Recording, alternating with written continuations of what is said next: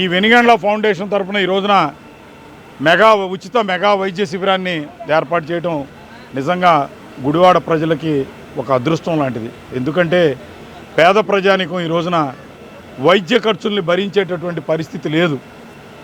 ఈ రోజున గుడివాడలో చూసుకుంటే కలుషిత నీరు అని చెప్పే కన్నా అసలు మంచినీళ్ళే లేవు, అది వేరే సంగతి. ఆ వచ్చిన నీళ్లు కూడా కలుషితమైన నీరు. మ్యాక్సిమం జబ్బులు త్రాగునీరు నుంచే వస్తూ ఉన్నాయి. అటువంటి త్రాగునీరు ఎక్కడ శుభ్రపరిచే పరిస్థితి ఈరోజు గుడివాడ పురపాలక సంఘంలో లేదు. ఎందుకంటే దాని బాధ్యులు ఎవరో పట్టించుకోరు, ఉద్యోగస్తులు అంతకన్నా పట్టించుకోరు, పేద ప్రజలకు ఏం కావాలనేది ఎవరో పట్టించుకునే పరిస్థితి. ఇటువంటి పరిస్థితుల్లో ఇటువంటి మెగా వైద్య శిబిరం చాలా చక్కగా ప్రజలకు ఉపయోగపడుతూ ఉంది. ప్రజలందరూ సద్వినియోగం చేసుకోవాలా.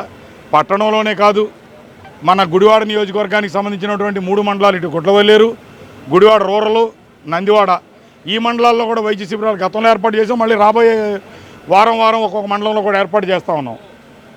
మరి దీనిలో భాగంగానే అందరికీ కూడా ఉచితంగా మందులు ఇవ్వటం, అందరినీ ఇప్పుడు ఇక్కడికి వచ్చినటువంటి జబ్బులతో చాలా ఇబ్బంది పడుతూ వస్తున్నారు. వాళ్ళందరినీ ఎంతో ఆప్యాయంగా పలకరించి కూర్చోబెట్టి ఒక సిస్టమేటిక్గా వాళ్ళకి ఇబ్బంది లేకుండా చక్కగా వైద్య పరీక్షలు చేయించి డాక్టర్లు అందరూ పరిశీలించి వాళ్ళకి ఉచితంగా మందులు ఇవ్వడం జరుగుతుంది. ఇది కంటిన్యూ చేస్తాం. ఇది ఒకరోజు ప్రోగ్రాం కాదు, ఇదేదో వచ్చి వెళ్ళిపోయే ప్రోగ్రాం కాదు. ఇది ప్రజలకి సేవ చేయాలి. ఈ ప్రాంతంలో ప్రజల్ని మనం ఆదరించాలి. మన ప్రాంత ప్రజలకి మనం కావాల్సినటువంటి మౌలిక సదుపాయాలు కల్పించాలనే దానిలో భాగంగా ఈ కార్యక్రమం జరుగుతుంది. దీంట్లో ఎక్కడా రాజకీయాలకు సంబంధం లేదు, రాజకీయ అంశాలు కూడా ఇక్కడ మాట్లాడాల్సిన అవసరం లేదు. తప్పనిసరిగా ఇటువంటి అవకాశాన్ని పేద ప్రజలందరూ ఉపయోగించుకోండి.